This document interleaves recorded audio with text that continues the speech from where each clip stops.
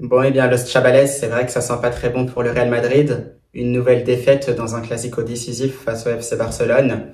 7 points d'avance pour les Blaugrana. Et c'est vrai que ça sent plus que jamais la saison blanche pour le Real Madrid.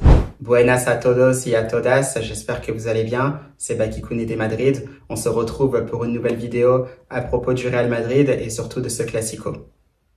Vamos! Eh bien, Los Chavales, c'est vrai que malheureusement, comme vous l'aurez compris, c'est une nouvelle défaite pour le Real Madrid face au FC Barcelone, 4-3. C'est vrai que c'était un match qui était finalement très disputé. Et surtout, on va revenir sur plusieurs aspects de ce match-là parce que c'est vrai que ça s'est joué finalement en plusieurs faces. Mais d'abord, c'est vrai qu'il y avait cette composition d'équipe qui était sortie par Carlo Ancelotti. C'est vrai que c'est une composition qui pouvait être un peu hypante au vu de ce qu'on a vu notamment face au Celta Vigo la semaine passée, surtout sur l'aspect offensif, puisqu'on avait Arda Güler qui se retrouvait une nouvelle fois titulaire dans ce match-là. Mais c'est vrai que on le verra certainement par la suite justement de ce match-là. Mais c'est vrai que ça ne s'est pas forcément passé comme prévu puisqu'on attendait Arda Güler qui serait certainement plus en électron libre, peut-être proche de Jude Bellingham. On va se rendre compte rapidement que dans ce match-là, ça n'a pas du tout été le cas. Sinon, pour le reste, vous l'aurez compris, c'était du classique puisqu'on retrouvait aussi Vinicius Junior, Kylian Mbappé devant, Jude Bellingham au milieu de terrain avec Fede Valverde et Dani Ceballos. On pouvait voir d'ailleurs que certains des milieux de terrain du Real Madrid avaient plutôt une mission assez spécifique. Et derrière, on faisait avec ce que le Real Madrid avait. Donc Lucas Vázquez à droite, Raúl Asensio dans l'axe avec Aurélien Tchouaméni et Fran Garcia à gauche avec un match tout simplement très compliqué puisqu'il avait Lamine Yamal face à lui. Et bien sûr, sans oublier Thibaut Courtois dans les buts. Donc c'est vrai que c'était une composition d'équipe qui paraissait finalement très bien, qui pourrait paraître intéressante, pertinente, tout simplement, même si c'est vrai qu'on n'oublie pas que Rodrigo Goes, lui, commençait sur le banc. Il n'est pas du tout rentré dans ce match-là. On pourra peut-être y venir un peu après dans la suite de cette vidéo. Mais voilà, c'est une composition du Real Madrid qui pourrait paraître tout simplement comme je le disais, intéressante. Donc, ça commence plutôt tranquillement, ce Clasico. Et puis, c'est un Real Madrid qui va profiter aussi des espaces laissés par le FC Barcelone, comme ça a été le cas durant toute la saison. On la connaît maintenant, la tactique défensive du FC Barcelone se fait justement de monter très haut avec cette ligne défensive de façon très coordonnée pour mettre les adversaires hors jeu. C'est vrai que ça aura beaucoup marché durant cette saison. Cette fois, Kylian Mbappé n'est pas forcément tombé dans le piège puisqu'il réussira justement à marquer 2 buts en première mi-temps et c'est surtout le premier qui fera parler parce que il arrive justement à échapper à ce piège du hors-jeu et derrière, il arrive à finir avec beaucoup de sang-froid.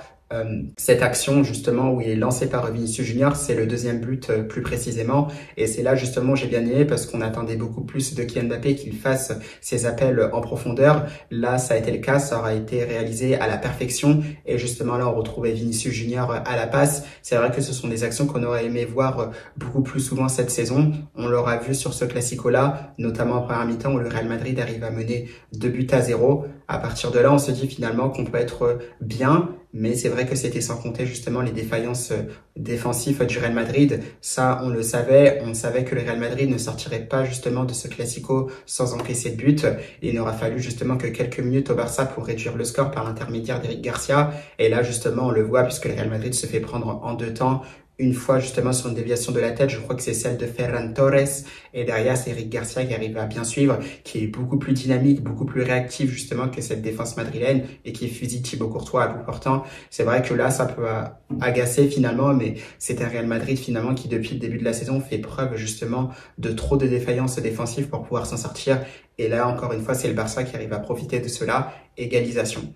Derrière, ça va très vite puisque on se dit qu'on est bien puisque c'est finalement ces 15 premières minutes qui ont été plutôt très intéressantes pour le Real Madrid. Et petit à petit, c'est le Barça qui va reprendre le contrôle total de ce match-là, surtout après le but de la réduction du score par Eric Garcia. Des actions qui sont très bien léchées par le FC Barcelone, très bien construites. Vraiment, ce sont des positions de balle assez extraordinaires de la part des Blaugrana. On arrive à fixer cette équipe du Real Madrid d'un côté puis de l'autre. On arrive aussi à perforer dans l'axe et sur une petite combinaison combinaison, on arrive à décaler Lamine Yamal sur le côté droit. Et bien sûr, que dire justement du geste du joueur du FC Barcelone, c'est enroulé justement à l'intérieur du pied, petit filet opposé de Thibaut Courtois, il n'y a rien à dire. Ça fait 2 buts partout pour le FC Barcelone. Ça symbolise aussi cette supériorité malheureusement, parce que bien sûr c'est triste à dire, mais ça la symbolise parfaitement, ce Barça qui joue beaucoup mieux que le Real Madrid, qui est beaucoup plus coordonné, qui est beaucoup plus cohérent tout simplement que ce Real Madrid-là depuis le début de la saison et sur l'ensemble des classicos qu'il y a eu sur cette saison, donc en confrontation directe. Donc c'est une égalisation qui est totalement méritée pour le Barça. Et là justement, c'est là où c'est agaçant puisqu'on retrouve toutes ces incohérences. Encore une fois, une récupération qui est assez haute pour le Real Madrid. On essaye peut-être de repartir. Et là encore, mise en tente entre Kylian Mbappé et Dani Ceballos. Alors là, c'est vrai que c'est assez difficile à dire. On n'est évidemment pas là pour rejeter la faute sur un tel plus qu'un autre. À voir finalement, est-ce que c'est pas Dani Ceballos qui doit prendre le ballon puisque lui est face au jeu, Kylian Mbappé, est-ce qu'il doit lui laisser le ballon ou est-ce que Dani Ceballos doit tout simplement complètement s'écarter pour que Kylian Mbappé puisse faire son action? Ça, c'est vrai que c'est difficile à dire, mais toujours est-il qu'il doit y avoir beaucoup plus de communication entre les deux. C'est à l'image tout simplement de cette saison du Real Madrid où il n'y a pas forcément de communication, où on n'a tout simplement pas cette sensation que c'est une équipe. Donc voilà, perte de balle stupide. Un Real Madrid tout simplement qui pensait être en phase offensive puisqu'on voyait déjà des joueurs du Real qui commençaient à se projeter vers l'avant. Et avec cette mise en tente justement, le retour défensif est très compliqué à faire. Il n'y a pas forcément de transition possible et derrière c'est un FC Barcelone qui sanctionne direct puisque justement ils arrivent à faire une transition rapide vers l'avant avec beaucoup de verticalité. C'est Rafinha qui est parfaitement lancé et derrière il finit avec froideur devant Thibaut Courtois. Ça fait 3-2 ou 4-2 pour le Barça parce que c'est vrai que les buts se sont rapidement enchaînés. Derrière, là, c'est un Barça qui était un peu en mode rouleau compresseur. C'est un Real Madrid qui n'a pas su répondre justement à cette intensité mise par le FC Barcelone. Donc, on peut que constater les dégâts. Derrière, c'est vrai que c'est un Barcelone en deuxième mi-temps qui est tout proche finalement de faire le break, qui est tout proche aussi de clôturer tout simplement ce Classico et de tendre les bras justement au trophée pour le titre de la Liga. Heureusement, on arrive à quand même rester en vie par l'intermédiaire justement de Kylian Mbappé encore une fois puisque c'est un Barça justement qui a du mal aussi à gérer le match, qui se fait encore prendre dans son dos. Vinicius Junior et Kylian Mbappé ne sont pas hors jeu, c'est un Vinicius Junior qui arrive à lancer parfaitement Kylian Mbappé donc pour qu'il puisse mettre le triplé. Donc voilà, c'est assez symbolique puisque très peu de joueurs arrivent à mettre un triplé du côté de Barcelone, même si c'est vrai que ce n'est pas le mythique Camp Nou, ça reste quand même un triplé une nouvelle fois face au FC Barcelone, mais malheureusement ce n'est pas suffisant pour pouvoir espérer être champion d'Espagne. Donc voilà, et malgré tout, même s'il y a eu des petites polémiques au niveau arbitrage, c'est vrai qu'il y a pu avoir un penalty qui aurait pu être sifflé à notre rencontre. Ça d'ailleurs, il faudra voir sur ce côté-là quelles sont les règles finalement concernant les mains décollées. Ça, on n'en a aucune idée puisque même moi, je m'attendais finalement à ce que le penalty soit sifflé par rapport à la main d'Aurélien Tchouaméni puisque le bras est largement écarté sur la frappe de Ferran Torres, même si elle était à bout portant. Donc finalement, c'est vrai que petite incompréhension, mais c'est vrai qu'il faut qu'il y ait des règles qui soient beaucoup plus claires parce que finalement, on peut se retrouver perdu. Donc sur ça, voilà, le match va se finir. Donc vous l'aurez compris, c'est vrai que c'est assez compliqué. Le Barça, maintenant, avec cette victoire sur le Real Madrid, est à 7 points, plus ce goal à virage particulier. Autant dire maintenant que le titre, il faut tout simplement y dire au revoir et se concentrer dessus la saison prochaine, puisque c'est un Barça qui ne perdra pas ses 7 points d'avance. Ça, c'est clair et net. Je pense qu'on peut l'assurer maintenant avec certitude à 100%, donc 100%. Et surtout, il ne reste que 3 matchs de Liga maintenant, donc ça paraît très, très délicat pour être champion d'Espagne.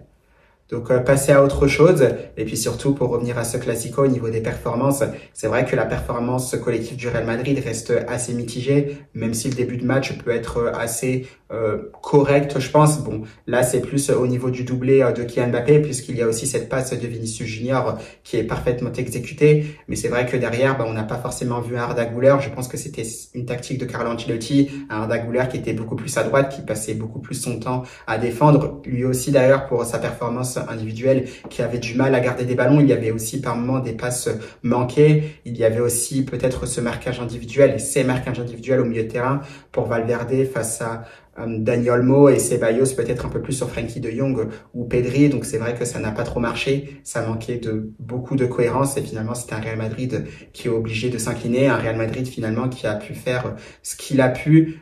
On savait déjà puisqu'il nous manquait aussi pas mal de défenseurs pour ce Classico. On devait faire aussi sans Camavinga qui est blessé. Donc voilà, forcé de constater les dégâts, c'est une nouvelle défaite.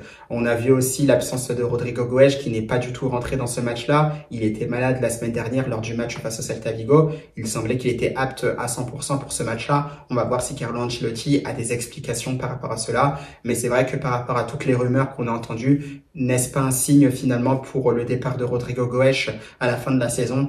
Dans tous les cas, on aura nos réponses, mais c'est vrai que c'était assez surprenant de ne pas voir le Brésilien rentrer dans ce match-là. Donc voilà, c'est très difficile à encaisser. Il n'y a pas grand-chose à dire finalement, tant il y avait beaucoup de différences entre les deux équipes. C'est vrai que par moments, j'étais aussi très agacé puisqu'on voyait un Real Madrid qui a complètement abusé des jeux longs. Donc il n'y avait pas de cohérence, des fois on essayait de chercher des déviations, ce n'est pas du tout le point fort de Kylian Mbappé. Par un moment, Jude Bellingham arrivait à dévier des ballons de la tête, mais c'était un peu pour personne finalement. Donc il n'y a rien du tout, mais vous le savez, on le répète depuis pas mal de temps maintenant, c'est un Real Madrid qui était destiné, qui était condamné tout simplement à faire une saison sans titre, même si c'est vrai il y a eu cette victoire en Supercoupe de l'UEFA et en Coupe intercontinentale, mais vous me direz finalement c'est assez normal que le Real Madrid s'impose dans ces deux compétitions où il était largement favori. Si ça avait été le contraire, ça aurait été un cataclysme. Donc c'est pour ça aussi qu'on parle de saison blanche, même si c'est vrai qu'il reste aussi cette Coupe du Monde des clubs. C'est vrai que ça paraît très compliqué de la remporter. Donc on verra bien. Donc là-dessus, vous le savez, Los Chavales, il n'y a pas d'autre chose à dire, pas grand-chose à rajouter. On a fait avec ce qu'on avait. Malheureusement, ça n'aura pas suffi. On ne pouvait pas espérer mieux, même si c'est vrai que ce match-là commençait très bien.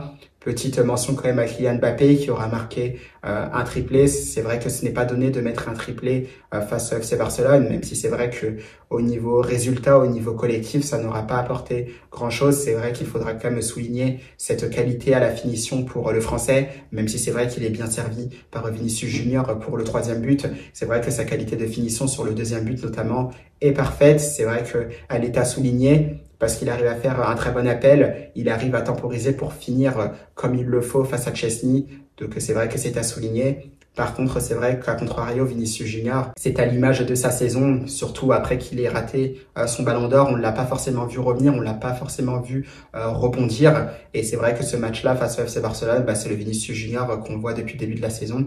C'est un coup ça va, un coup ça va très mal. Et tout simplement, ça n'a pas su aider le Real Madrid dans cette saison-là. Un Jude Bellingham aussi, vous le savez, qui n'est pas à 100% avec ses blessures à l'épaule. Que faudra-t-il faire concernant justement l'international des Three Lions?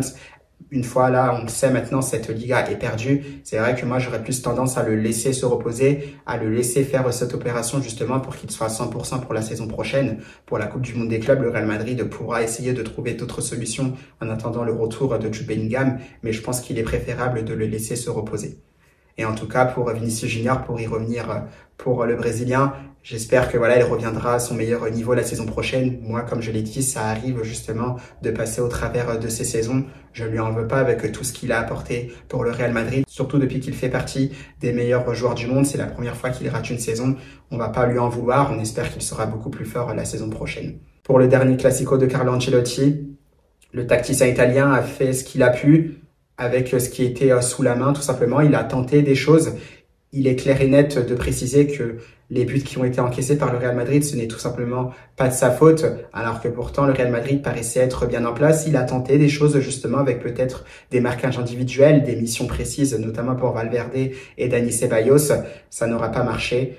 Et voilà, c'est un dernier Classico pour Ancelotti qui se termine malheureusement par une défaite. On va voir justement ce qu'il décidera justement par rapport à son avenir.